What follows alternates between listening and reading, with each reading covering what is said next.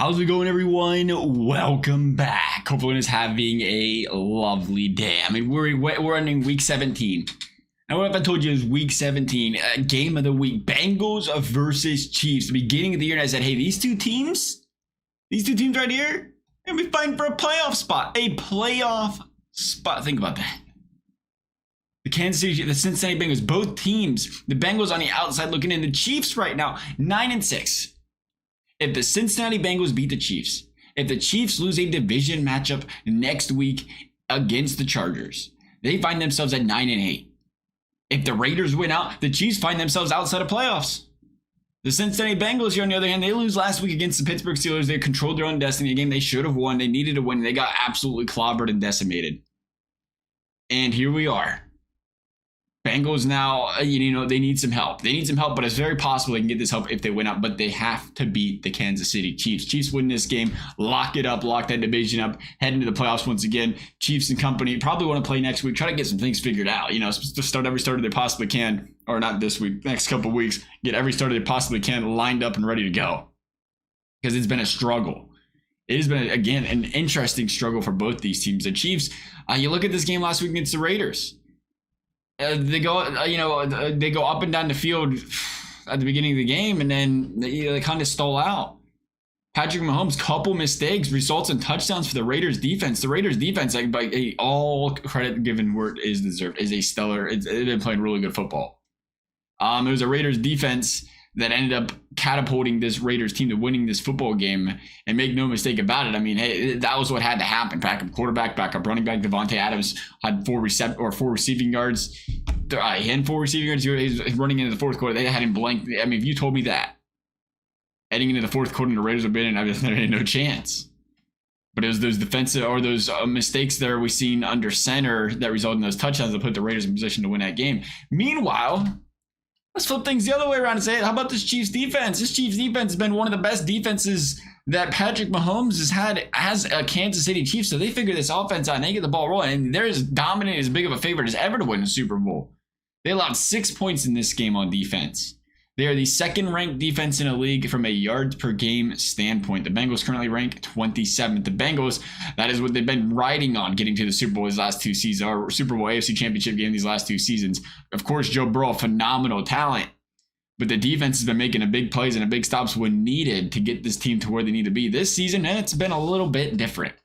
We're still seeing the flashes, but we're also seeing the cracks in the foundation, allowing a lot of big plays. George Pickens going off against this defense last week. A lot of injuries, Jamar Chase, Cam Taylor-Britt, DJ Reader. I mean, you take blow after blow after blow. Eventually, again, Joe Burrow, things are going to crack. And I think that's what we seen last week was almost a breaking point with the defense for the Bengals, if you will. But all that taken into consideration, all the panic that he say, she say, you will. You have to remember who these teams are coached by. 2 coaches that have gotten their team to the AFC Championship game 2 straight years. 2 coaches that get their teams playing the best ball by the end of the season. And right now, they took up a couple ugly losses. It was against the division, though. Anything can happen in these division games. Chiefs have had their issues with the division this season. The Broncos gave them a fight twice, beat them once. Bengals don't have a clue against the division. I think that's the thing as a Bengals fan, you watching, you saying, hey, that was an ugly football game. But what happened in that Cincinnati Bengals football game was no different than what's happened with Joe Burrow multiple times in the past. The difference is Jake Browning was the quarterback. Now, it's not to say Jake Browning is Joe Burrow. It's not to say he's better than Joe Burrow. I think obviously Joe Burrow is far and away the better quarterback. I think you look and say Jake Browning still can't properly read the defense, the coverages, the blitz schemes, the packages. He doesn't have the escapability, the pocket presence, maybe the clock in his head that Joe Burrow does, but he does a lot right. He makes the good reads quickly on quick passes and get rid of the ball quick. He gets rid of the ball quickly. He's throwing some accurate passes down the field. He's stretched the field at the best of his ability. You got to be happy. You got to be really happy to see what Jake Browning's done. And I still think if he finishes the season strong, he's under team control, but he's got that possibility to open some potential eyes as a starter somewhere in this league. And I think that's important to know. I think we often lose the sight of that and saying, hey, it's a division game. Bengals are a night and day different team outside of the division. And a lot of teams can be like that. Anybody, remember the good Patriots teams back in the day? They lose to the Dolphins or the Jets every year. And like, what just happened? That's kind of how it feels like for the Chiefs right now. Eventually, they figured out and they still won the Super Bowl. And again, Feels like that could be a thing that happens with the Chiefs. Lots of panic after that game. One of these two teams are going to right the ship. One of these two teams wins this game, they win. I think that one of these teams wins this game, they win out, and all of a sudden, hey, we're playing some good football over here again. And all of a sudden, you start to think, all right, we're back to making some progress in the playoffs because this is anybody's year. Nonetheless, talking about this game, the interesting matchup, of course, it's going to be Travis Kelce versus this Bengals defense. A Bengals defense that has been susceptible to the tight ends throughout the season. But interestingly enough, 2 of the 4 games Travis Kelce has played against the Bengals in the last 2 years, the Bengals have held him under 60 yards. Which, again, considering the Bengals against the tight end, pretty impressive. Now, the interesting thing about that is they was both at home. It was both in Cincinnati. The game's in Kansas City. We're digging too deep into the analytics here. The 2 games in Kansas City went for 78 and 95. And, he was a big target in both those games. So we'll see what happens there. I think, again, what's going to be interesting here is Cam Taylor-Britt going to play? I mean, it's not feeling good, but we'll see. It's early in the week. The Bengals need him, and they need him desperately. We've seen him get beat on the sidelines last week, and I would imagine we see Mahomes try to get some of his playmakers, especially a guy that loves to stretch the field, tries to get some of his playmakers involved early and often. And if the Bengals can't slow that down, it's going to be a long game defensively. Because Patrick Mahomes, when he gets going, is he going to get going? What's going to be interesting, though, once again, and no question about it, Patrick Mahomes has been... from a football standpoint, I don't know if this is the proper word for it, a little bit emotionally unstable lately. A little emotionally unstable. And you could see the frustration last week. You've seen it in the past couple weeks. I mean, if this Cincinnati Bengals team can get some pressure on his quarterback, force him to make some mistakes early and get under his skin and get into his head, the Bengals can take control of this game. But again, you let him get the ball rolling. Something the Bengals defense has done against a lot of quarterbacks this season. They've really allowed them to get the momentum. Bad defense, bad offenses, putting up points. They could drop 40. So it's going to be important. They got to get on that gun early. Jamar Chase, another key one in this football game. The separated shoulder. Right now, it's questionable.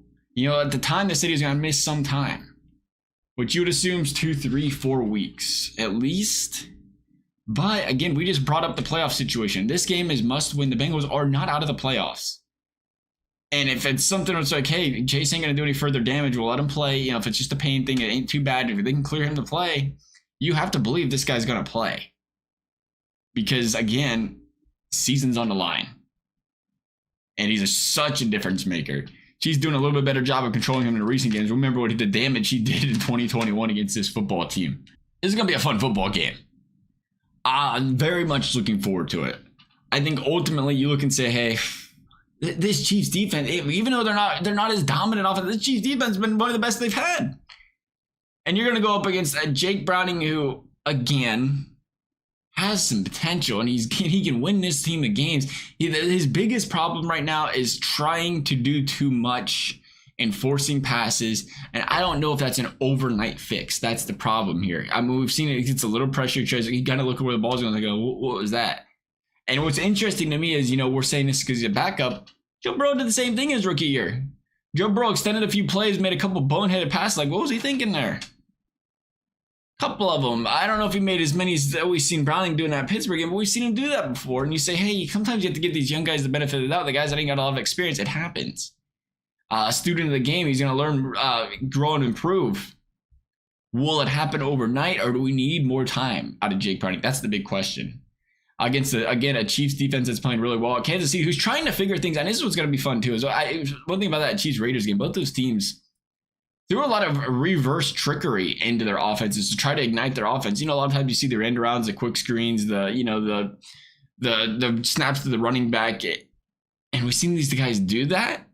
But then instead of doing the end around, instead of doing the expected, here's the reverse, ready for it, make the play, they faked it. And they got some big chunk plays out of it. We'll see the Bengals defense can stay disciplined there. Overall, I'm thinking we're going to get a good football game out of this one. In Arrowhead, though, you think they're going to lose another one? I can't imagine. I'm going to say the Chiefs win this one 31-23. Love y'all's thoughts. Thank you for watching. We'll see you next time.